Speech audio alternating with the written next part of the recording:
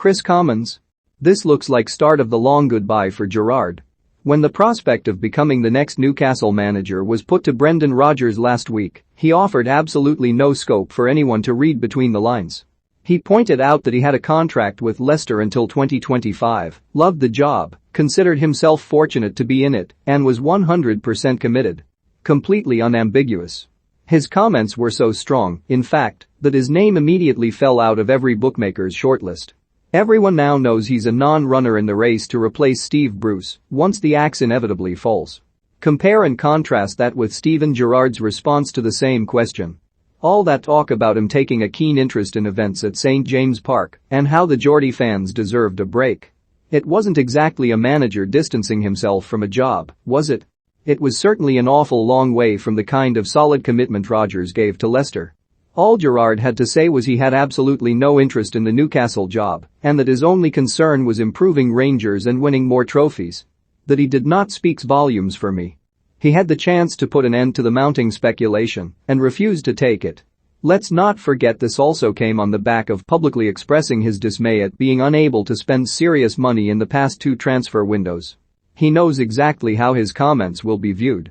Whether Newcastle are interested in him is one thing. But there's no doubt in my mind that he's interested in Newcastle. Gerrard's ideal scenario would be moving from Rangers to Liverpool as Jurgen Klopp's successor. The problem for him is that Klopp's contract doesn't expire until 2024, and there is nothing to suggest he will leave sooner.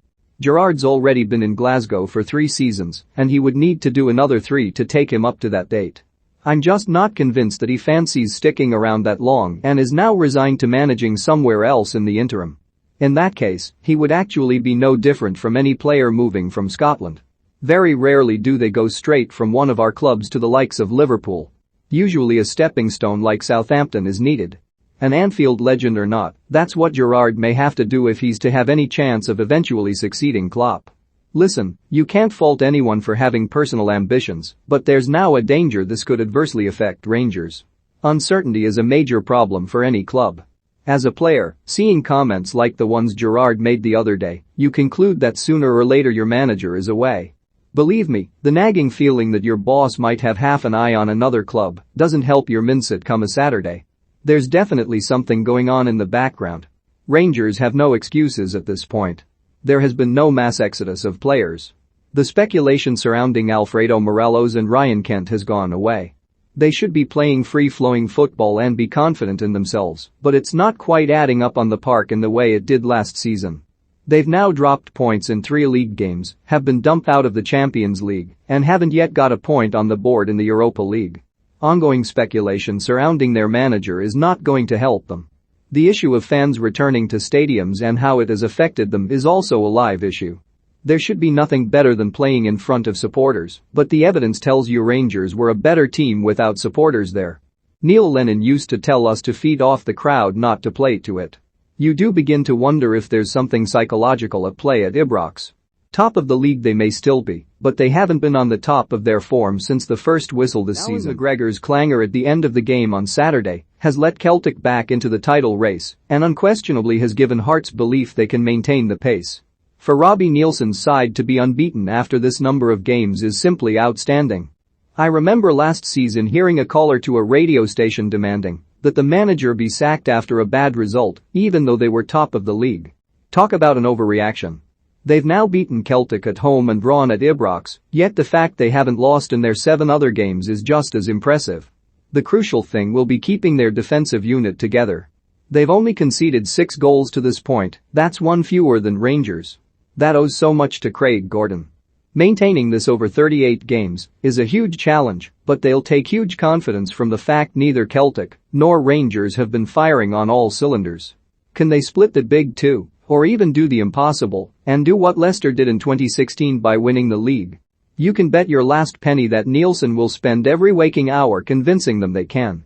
Competitive top flight is reason to be cheerful. When Rangers were working their way back up the leagues, comedian Kevin Bridges joked that what was once a 2-horse race had turned into show jumping.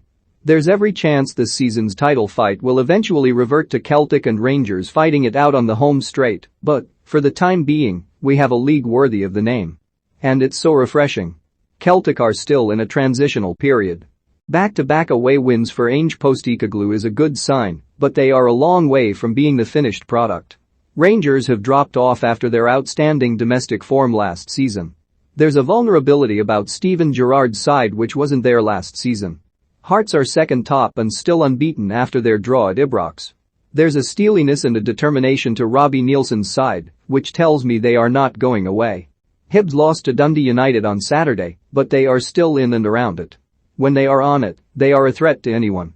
United themselves are now delivering big results under Thomas Courts. To be sitting third at this point is remarkable. Motherwell put a good run together and are capable of doing so again. The same applies to St Johnstone. St Mirren are 6 unbeaten and have won 3 games on the spin. Given how tight the league is, that's an outstanding run of form.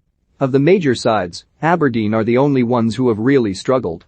Even Ross County, who are bottom of the table, have shown a fight and determination which suggests they are not going to roll over. I watched Watford lose 5-0 to Liverpool the other day, and there was nothing in that display to encourage the home fans. County have much more about them. There are only 8 points now separating the top 7. Anyone successfully predicting the outcome of the 6 games each week on their coupon is doing extremely well. No manager will feel they can rest players. Competition is the essence of all good leagues. It draws the neutrals in. It attracts TV companies, viewers and sponsors.